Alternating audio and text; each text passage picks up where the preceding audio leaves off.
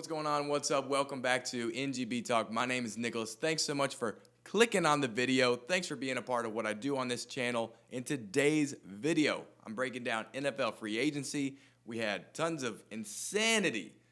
Some moves were great, some moves were not, Texans. And all kinds of things to talk about in the world of football as we all just try to be smart and stay safe and stay at home as we're dealing with the pandemic that is COVID-19, coronavirus. So, you know what? Make sure you're subscribed if you aren't already. Please do. I appreciate all the likes and the comments from the past couple weeks. Over the past week, I try to comment as much as I can, try to reply to each comment as much as I can. I love talking to you guys about football. There's not much else for me to do right now, and there's probably not much else for you to do except stay home and watch all the updates throughout the whole world of sports, or at least NFL sports. PJ Walker is now with the Panthers. The Rams just unveiled their new logo. So that's something. All kinds of news to talk about, and you could talk about it with me on NGB Talk. But there's one little thing I need your help with, people. I have an ambitious goal. And the goal is to get a seat on the bus. No free shout-outs, but Bussin' with the Boys podcast, how great would it be if Taylor Lewan and Will Compton, and if you don't know, they have a great podcast called Bussin' with the Boys, and they break down sports, and they break down life, and they do some really, really disturbing would-you-rathers with their special guests, NFL stars, NFL personalities. But how cool would it be if Nicholas, NGB Talk, got a seat on the bus? So I don't know how to make this happen, but the least you could do to help me out here is subscribe, like, share at Taylor Lewan and Will Compton, and let them know about my goal to get a seat on the bus. So that's my goal moving forward, along with, of course, the goal every day is to talk football, but long-range goal, that would be pretty cool. That's something I could be proud of. As a Titans fan, as a football fan, as a human being, getting a spot on the bus would be really, really cool. Help me out with that if you can. So, I think we're about ready to start talking about football. Oh, you know what? Last thing I'll say. You can listen to the audio version of this YouTube video. You can listen to the audio version on Spotify or on the Apple iTunes podcast store app. Not the store, the app, the podcast app. You can listen to it there. If you just can't stand seeing my face or my beautiful green screen, you can listen to it there. It's available to you. That way, I don't know, if you're mowing your grass, you can listen to it. So, that's available to you as well. And again, appreciate you guys watching the videos and carrying on with all the shenanigans that goes on NGB Talk. So, topic number one for the day. And this is one that I posted on Twitter. Didn't get a ton of. This is one that I posted on Twitter asking this question: who is ultimately more important to the potential eventual success of the Tampa Bay Buccaneers? Right. So what's the big news? The big news is that Tom Brady is now a Buc. That's crazy. The best player, maybe in sports, maybe the best athlete in sports, maybe the best football player, professional, whatever. Tom Brady is now with the Tampa Bay Buccaneers. He has jumped ship on us, pun intended. That was cheesy. But now he's with the Bucs, and we have Bruce Arians is the head coach. And my thoughts on this are, would Tom have ever gone to the Bucs had it not been for Bruce Arians being there? Listen to my argument here.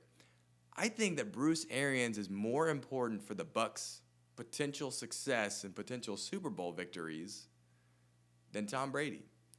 I think that Tom Brady, while a fantastic athlete and much better at decision-making than Jameis Winston, and is going to bring so much, I would say, success and credibility to that offense of Tampa Bay, I think really it's Bruce Arians and his knowledge of the game. He's right up there, I would say, with like Sean Payton and Andy Reid as far as like being one of those offensive gurus who you think about when you think about like the dudes that have an X and an O for everything imaginable in every single situation of a football game, I think of Bruce Arians.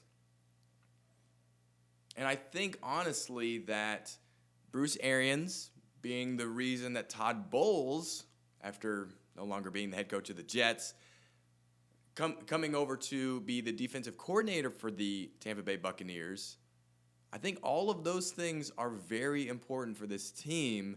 And if they're going to be a contender in the NFC South, and think about this, they have to play the Saints, they have to play the Panthers, and they have to play the Falcons. The Falcons, great team on paper over the past couple of years, but have not been able to put it together. Panthers are obviously going to be in a rebuilding situation right now, and they have Teddy Bridgewater. What does that mean? Does that mean they're going to actually be good? Does it not mean they're going to be good? And then the Saints are the biggest question mark of it all because such a great talent and Drew Brees and offense, defense, they do great. But, at this point, the window for that team being really successful under Drew Brees is closing. And now if Drew Brees gets hurt, there's no Teddy Bridgewater there. There is Taysom Hill, of course. But I digress. The point is Tampa Bay Buccaneers can win this division. And although the defense doesn't look great as far as the stats, that's because this defense had to deal with Winston constantly turning the ball over last year. This defense for the Tampa Bay Buccaneers did really, really good as far as getting sacks, as far as I think as far as defending the pass, I think they had a lot of pass breakups. The reason the defense itself is not rated higher was because there's so many short fields for the opposing offenses. So Todd Bowles steps in and really makes that defense great. And Shaq Barrett getting all those sacks last year, that's evidence of great coaching there and great talent there. And so, these great receivers are going to be here to stay for the Tampa Bay Buccaneers offense. Tom Brady's going to be the one to not turn the ball over, 30 times in one season. Actually, that's 30 interceptions. He fumbled quite a few times too, Jameis Winston. So ultimately, I asked this question to get your reaction and see what you think. Do you think Tom Brady or Bruce Arians is really the reason that the Tampa Bay Buccaneers will have success? And maybe they won't have success. Maybe it'll be a dumpster fire. We'll see. It is Tampa. No disrespect, Tampa fans. But Bruce Arians brings a lot to that team. Tom Brady will bring a lot too. Don't get me wrong. No hate on Tom Brady. He's fantastic. And definitely makes a huge upgrade at the quarterback position. I don't care if you can throw 5,000 yards. The decision-making and leadership that Tom's going to bring is going to be huge. But would he have ever even come to the team if it wasn't for Bruce Arians being there? Imagine the Chargers and the Bucs are the two teams that are really engaged with signing Tom Brady. What if the coaches were swapped? And the name of the Chargers coach is escaping my mind right now, but what if Bruce Arians was the head coach of the LA Chargers instead? Tom might be a Charger right now. We'll see. So I asked this question, or I passed the question off to you. What do you think about Tom Brady versus Bruce Arians? Who is ultimately going to be more responsible for the success of the Tampa Bay Buccaneers? Another thing we absolutely have to talk about are these. Oh man, I'll say one thing. I asked a question this is one of my favorite things on Twitter, is the Titans Uni Tracker. Of course, I'm a big Tennessee Titans fan. You guys probably all know that. But I love seeing the breakdown of, the shorts and the shirts and the breeches, what guys are going to wear what week, and, which one has the most success. But I passed a question off to Titans Uni Tracker. Which team in 2020 is going to have the best new uniform? The Browns, Falcons, Bucs, again, and the Browns, Bucs, Falcons. Who's the last one? Browns, Bucs, Falcons. I can't think of the last one. I feel like it's AFC. Oh, no. Browns, Bucs. I'm going to check my Twitter to figure this out. Follow me on Twitter, by the way, at NGB Talk. Here we go. Oh, it's the Rams, who I've already talked about. Falcons, Bucs, Rams, and the Browns all are going to have new uniforms. And the question is, which one's going to be the best? Titans Unitracker, for the record, said it's all going to be garbage. The initial response was that it's going to all be garbage. You know what? People hate on the Browns. And, of course, they changed their jerseys just a couple years ago. I like the jerseys that they came out with. I like the Browns down the leg. I think I'm in the minority here. And then, so whatever they do next, I'm not too excited about because I like the current situation. I really liked Week 1, Titans versus Browns. I really liked that uniform combination. The blue of the Titans and the orange and brown of the Browns. It was a good uniform combination. One of the best, I think, all season. Back to the other teams. Falcons, boy, tell you what, I would love to see. I love red. I would love to see like red, and more red. I love when the Chiefs are in the all red. I think that looks awesome. So if the Falcons were to go red, of course they have the black helmets right now.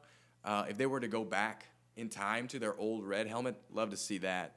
Bucs, the Bucs uniform right now, it looks like an XFL team, and that is not in any way a good thing. So I'd love to see the Bucs change it up, do something interesting. Obviously, they could go back to the old creamsicle days. That would be interesting, especially to see Tom Brady with that jersey. And then finally, the Rams. Boy, the Rams logo got announced today. Today I'm filming this. It's Monday. You could see it right here. Boy, look at that. Look at that. I can't see it because that's a green screen, but you could see it because I put the image up there. It looks like the Chargers logo, and it looks, I get they want to make it really LA, maybe get the local people psyched up for the fact that they have a team. All these LA people don't care too much about their NFL teams right now. I'm going to go ahead and say I don't like it. It looks, I don't know, it looks odd. I don't think there's anything wrong with the way it looked before, except they didn't have an LA logo like this one. So, this means that they could be messing up the uniforms too, for sure. So comment below. Let me know what you think about the uniform situation for all these teams and, the best uniform you think in the league right now. Is Nike going to be able to make some good uniforms happen here, or are they all bad? Last year we had the Jets had a brand new uniform. Looked awful. Looked like I don't care for it at all. Go back in time, Jets, to one of your older ones for sure. So had to mention something about that. The uniform situation is crazy right now because it's just get new stuff so that people keep buying uniforms. I think at this point, it's a moneymaker right now. Let's turn our focus to the AFC South, and comment below if you have a division that you want me to break down. But for right now, we'll break down the AFC South. It goes without saying that it was a gigantic head scratcher that the Houston Texans traded away DeAndre Hopkins and got a second, a fourth rounder, and they got David Johnson from the Cardinals. And so Kyler Murray is set for life with Larry Fitzgerald and DeAndre Hopkins to throw to. Can you imagine? Oh, my goodness. It's fantastic for Kyler, but for the Houston Texans, seeing on Twitter, a lot of fans are upset, and a lot of people cannot believe the chain of events that have occurred in the last year. And Bill O'Brien really, really needs to give people – I mean, let's be honest. We don't know what the full plan is for the Houston Texans. Maybe this will all turn great, and this will all pan out. Maybe. It seemed like David Gettleman had some crazy moves there for a little bit. But then, OBJ did not really play super well and obviously has some personality issues that he needs to work out, as far as my perspective. And then, their quarterback situation is looking okay right now. So the Giants with Dave Gettleman got a lot of heat for what they were doing last offseason. Maybe the Bill O'Brien situation is the same. But honestly, big head scratcher there. Not to mention the fact that they sign up for $27 million Randall Cobb for 3 years. This seems way overpaid for a guy who hasn't had that great of a season in a while. Don't see Randall Cobb replacing the production that DeAndre Hopkins had. They make some other moves like signing back Vernon Hargreaves, which is really odd seeing as how they just cut Vernon Hargreaves. The Texans, what are you guys doing? I already made one video about this, so I won't spend too much time about it.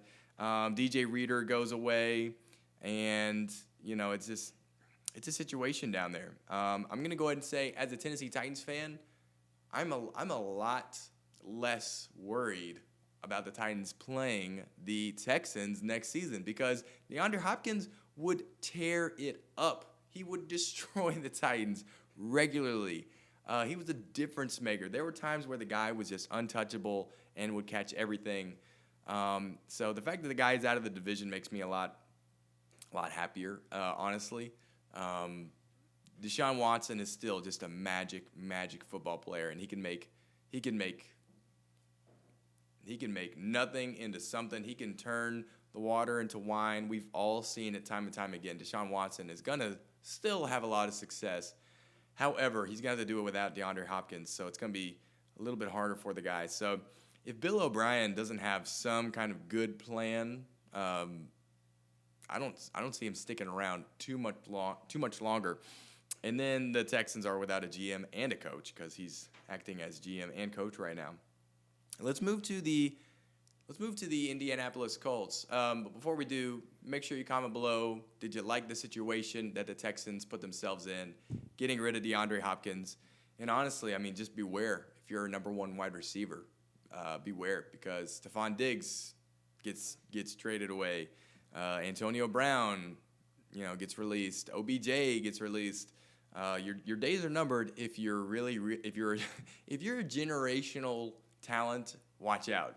Basically, is what we're learning in the NFL right now. So, comment below. Let me know if you disagree or agree with me. Indianapolis Colts is where we are headed next. You gotta like what they did. They certainly improved. The Colts signed Phillip Rivers to I believe it to be like a 1-year, $25 million deal. That sounds about right. You gotta like the idea of it being a 1-year prove-it deal. Let's see what this guy can do. Let's not get ourselves into a situation that the Jaguars did, giving a guy a ton of money and having a lot of question marks. Because if we're honest, Phillip Rivers, as fantastic as he is, or as fantastic as his career has been, and we've seen him be across the years, Phillip Rivers doesn't seem like the same guy he once was. Obviously, looks like there's a lot more gas left in the tank, but can he make the best decisions? Can he still have success? That's the question that the Colts are going to have right now. And so the 1-year deal, very good. They traded away their first-round pick for DeForest Buckner from the 49ers. And so that defensive line is getting a huge boost there. Colts already had a great defense, so that's just scary as a Titans fan. And then Anthony Costanzo decides not to retire. He's going to stick around for another 2 years. This is great news if you're a Colts fan.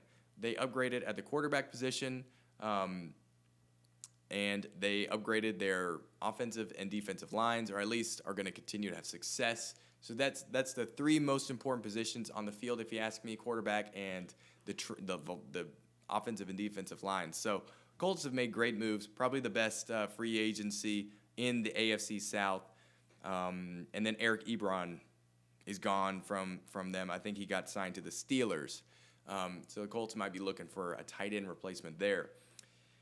And so Colts, pretty nice job. I think there's probably still a move or two to be made. Apparently they have interest in Delanie Walker. That would hurt a lot to see Delanie Walker in the blue and white. But you got to respect the moves that their GM Ballard is making over there. Now the Jacksonville Jaguars. Obviously, the Jaguars is just like a complete, what is going on down there sometimes. Tom Coughlin is gone. That's probably the best free agent move course, this happened months ago, but that's probably one of the best moves that could have been made. Tom Coughlin leaving, and the kind of stink that he had over the entire organization is gone. However, it's been replaced with a different stink. The Jaguars have to play 2 games in London this year, and they're both home games. That hurts. That hurts as a fan. If I was a Jacksonville Jaguars fan, I'd be really, really upset. The fact that the 17-game season, it's not happening this season, but next season, that would kind of soften the blow for me if I knew that there's going to be 2 games that I'm going to be playing in London, but hopefully one of those 2 games is one of the 17th game. You get what I'm saying? Hopefully we could work out a deal to where one of our extra home games is going to be in London. But as for right now, there's going to be 8 games played at home for the Jacksonville Jaguars, but 6 of them are going to be there in Jacksonville, Duval. That's unfortunate. That hurts. That hurts a lot. And so you're seeing a lot of guys getting traded away. Yannick Ngakoue, I don't think he's been traded yet, but I think it's just a matter of time. Calais Campbell traded to the Ravens. Thank you, Jaguars, for giving another AFC team a great defensive player there. Really great job. At least the Texans send their guy to the NFC. Calais Campbell over to the Ravens for a 5th-round pick. And then Nick Foles. This is huge. This is huge because of what it means for Gardner Minshew. But Nick Foles traded away to the Bears for a 4th-round pick. This is crazy. Now the Bears have a serious quarterback competition because I don't necessarily think that you have a presumptive starter here. I feel like these guys are so neck and neck as far as, Nick Foles has all of the shiny greatness of being the Super Bowl MVP and in moments being just incredible. And then Mitchell Trubisky's the guy that you traded for in the first round of the draft and that, can still develop, but both guys have not have sustained success over the course of their career. So I'd say you don't know who the starter is week 1, honestly. So they might have like an open quarterback competition. No matter what they say about Mitchell Trubisky right now, I don't think we know. So that's really interesting to watch. And of course, it's really interesting to see the Jaguars have Gardner Minshew as their quarterback, and this gives you a lot of hope, I think, as a fan. As upset as you might be about losing the 2 home games, you got to be excited about the stash coming back and now having the chance to be the guy for the Jacksonville Jaguars. That's cool. They're probably in a bit of a rebuilding situation right now, and obviously in free agency we didn't see the Jaguars do too much. They got a couple defensive players. Joe Schobert, I think I'm saying that right. Joe Schobert, linebacker, signed him to a big contract, made a ton of tackles last year. He's going to be great for their defense. Rodney Gunter, defensive line, he's been signed as well, but nothing too crazy for the Jaguars. They definitely still have a lot of cap space, getting rid of a lot as it's going to the Bears, presumptively, with Nick Foles. But Gardner Minshew had some scary good performances last season. So I would say I'm excited for the kid. Of course, I want him to lose all the games they play against the Titans, but I'm excited for the kid, excited for his dad being in that stadium, being so pumped for his son being able to have a chance. And they're paying this guy nothing because he was drafted, I forget, 3rd or 4th or 5th round, but he was selected so far in the draft that they're paying this guy nothing to be the guy. So it's going to be fun to watch him grow and progress. Hopefully he can get the job done for the Jacksonville Jaguars. And finally, so comment below if you agree with me on the Jaguars. If they made some good decisions here in free agency. I think overall pretty good. I think they're in a bit of rebuilding situation anyway. But be interesting to see Gardner Minshew. Comment below if you are excited about seeing the stash come back. unless you're a Titans fan, you don't want to see that stash come back to Nissan Stadium. The Tennessee Titans. The Tennessee Titans in free agency. I didn't get to talk a lot about free agency in my last video I did, but a lot of you guys have liked it and commented on it, and thank you for that. But the free agency period has been kind of crazy. We are in the midst of Clowney Watch. Titan Upload has said as much on Twitter recently that the watch is over, and he had a sad emoji when he said so, when he tweeted that out. So I don't know what that means. But, we have signed Vic Beasley. There's been re-signings of Ryan Tannehill. Of course, Derrick Henry got franchise tagged. Basically, 11, you could say 11 of 12 pretty much starters on offense are going to come back. We're going to get A.J. Brown back. We're going to get Ben Jones back. We're going to get Taylor Lewan back. The quarterback's going to be back. The tight ends are all back. Jonnu Smith, Anthony Ferkshire, Michael Pruitt. And then just the one that is gone is Jack Conklin, and we'll see what Derrick Henry does with the tag, of course. But the big free agent acquisition has been Vic Beasley, and of course the big-time departures that have just been hard to swallow. Now it's been also that Jurrell Casey was traded away to the Denver Broncos for a 7th-round pick, and it hurts to say that because he deserves so much more than that. But really, this was just a salary dump, and hopefully the Titans have some big move up their sleeve to make up for that, because it hurts to know that this guy is gone, and I'm sure it hurt him to know the news. But the Tennessee Titans, they have tried to retain as many of their offensive pieces as last year. And unfortunately, a lot of defensive pieces might not be coming back. And I've talked a lot about most of the guys that are gone, but it looks like Logan Ryan might not be able to stick around. Looks like he played really good football last year, and he's expecting to get paid this next year. But it'll be really interesting to watch out for the outside linebacker position, the edge rusher position for the Titans, because right now there's Harold Landry and there's Vic Beasley coming over from the Falcons. It's a 1-year deal, can make around 10 or so million. There's incentives into this contract. Vic Beasley was kind of said to maybe not have as much heart or passion, not giving it his all in moments. And that might be the main reason that he's, number one, out of Atlanta, but also only signed to a 1-year kind of prove-it deal. So it'll be interesting to see this guy. I haven't taken the chance to study him on tape and see his highlights too much, but it'll be interesting to see what this guy does for the Tennessee Titans. I'd obviously love to see him return to form. I think in 2016 or maybe 17, he had like 15 and a half sacks. Great. Awesome. Bring it on. Bring that to the Tennessee Titans, Vic Beasley. We appreciate it. And then, of course, Jadeveon Clowney with the connection to Mike Vrabel. This could be a thing. It could not be a thing. He could stay with the Seahawks, or there could be some mystery team.